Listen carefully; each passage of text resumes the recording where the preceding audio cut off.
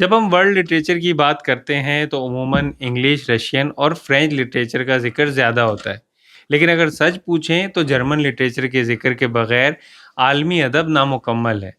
German ادیبوں کی خاص بات یہ ہے کہ جہاں آپ کو کتابوں میں قصے کہانیاں پڑھنے کو ملتی ہیں، وہیں آپ کی توجہ بنیادی سوالوں اور موضوعات کی طرف بھی دلائی جاتی ہے، جیسے کہ معاشرے پر بات ہوتی ہے، مذہب پر، تنہائی پر، خوف اور زندگی وغیرہ۔ یہ سارے موضوعات زیر بحث آتے ہیں۔ یہی وجہ ہے کہ اگر جرمن کتابیں آپ صرف ٹائم پاس یا تفریح کے لیے پڑھنا چاہ رہے ہیں تو شاید آپ کو پڑھنے میں مشکل پیش آئے۔ اردو کتابیں پڑھنے والوں کے ذہن میں ایک سوال یہ بھی پیدا ہو سکتا ہے کہ جب ہمارے پاس اردو، فارسی، عربی، انگریزی اور روسی ادب موجود ہے تو پھر جرمن ادب پڑھنے کی ہمیں کیا ضرورت؟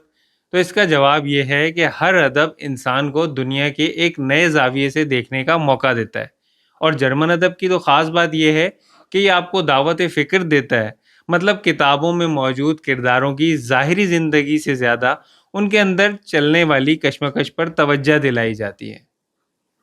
دوستوں، جرمن ادب کی بات ہو اور گوئٹے کا ذکر نہ آئے تو بات ادھوری رہ جاتی ہے۔ گوئٹے کو جرمن ادب کا ایک بڑا نام سمجھا جاتا ہے، اور ان کی کتابوں نے نہ صرف جرمنی بلکہ پوری دنیا کے ادب کو متاثر کیا ہے۔ اسی طرح فرانز کافکا کا نام اردو قارئین کے لیے اجنبی نہیں ہے۔ کافکا کے افسانے اور ناول انسانی بے بسی، تنہائی اور نظام کی پیچیدگیوں کو ایسے انداز میں بیان کرتے ہیں کہ پڑھنے والا دیر تک ان کے اثر سے باہر نہیں نکلتا۔ پھر ہرمن ہیسے، جن کی تحریروں میں روحانیت، خودشناسی اور انسان کی اندرونی تلاش نمایاں نظر آتی ہے۔ اسی طرح تھامس مین ہیں، جرمن ادب کے عظیم ناول نگاروں میں ان کا شمار ہوتا ہے۔ ان کے ناول انسانی نفسیات، معاشرتی تبدیلیوں اور یورپی تہذیب کے مطالعے کی عکاسی کرتے ہیں۔ 1929 میں انہیں ادب کا نوبل انعام ملا، اور آج بھی ان کی کتابیں عالمی ادب کی شاہکار سمجھی جاتی ہیں۔ اگر جرمن مفکرین کا ذکر ہو تو فریڈرک نیچے کو نظر انداز نہیں کیا جا سکتا۔ اگرچہ وہ بنیادی طور پر فلسفی تھے، لیکن ان کی تحریروں نے ادب، نفسیات اور جدید فکر پر گہرا اثر ڈالا۔ ان کے خیالات آج بھی دنیا بھر میں پڑھے جاتے ہیں اور ان پر بحث بھی کی جاتی ہے۔ جرمن ادب کی کئی اہم کتابیں اردو میں منتقل ہو چکی ہیں۔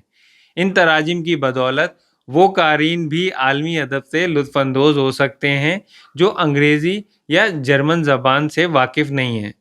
لیکن یہاں ایک اہم سوال پیدا ہوتا ہے، کیا ترجمہ اصل کتاب کا ریپلیسمنٹ ہو سکتا ہے؟ یہ سوال ہمیشہ سے زیر بحث رہا۔ بعض مترجمین صرف الفاظ منتقل کرتے ہیں، جبکہ بعض مصنف کے مزاج، ماحول اور احساسات کو بھی منتقل کرنے کی کوشش کرتے ہیں۔ ایک اچھا مترجم دراصل دو زبانوں کے درمیان پل کا کردار ادا کرتا ہے۔ اسی لیے جب بھی ہم کسی ترجمہ شدہ کتاب کی بات کریں تو مترجم کا ذکر ضرور ہونا چاہیے، کیونکہ بعض اوقات ایک بہترین ترجمہ کتاب کے لطف کو کئی گنا بڑھا دیتا ہے۔ بعض لوگ سمجھتے ہیں کہ جرمنی کی تاریخ، ثقافت اور معاشرہ ہم سے بالکل مختلف ہے، اس لیے ان کا ادب ہمارے لیے زیادہ معنی نہیں رکھتا۔ لیکن دوستوں، اگر ان باتوں کو ہم سچ مان لیں تو پھر بھی ایک یکسانیت ضرور موجود ہے۔ وہ انسانی جذبات جو ہر جگہ ایک جیسے ہوتے ہیں، جیسے تنہائی، محبت، خوف، محرومی، طاقت، ناانصافی، شناخت کی تلاش اور بہتر زندگی کی خواہش۔ یہ سب موضوعات جرمن ادب میں بھی ملتے ہیں اور ہمارے معاشرے میں بھی موجود ہیں۔ اسی وجہ سے جب ایک اردو ریڈر کافکا یا ہیسے کو پڑھتا ہے تو اسے بہت سی باتیں اپنی زندگی سے جڑی ہوئی محسوس ہوتی ہیں۔ اگر کوئی اردو ادب پڑھنے والا پہلی مرتبہ جرمن ادب کی طرف آنا چاہتا ہے تو اسے بہت مشکل اور فلسفیانہ کتابوں سے آغاز نہیں کرنا چاہیے۔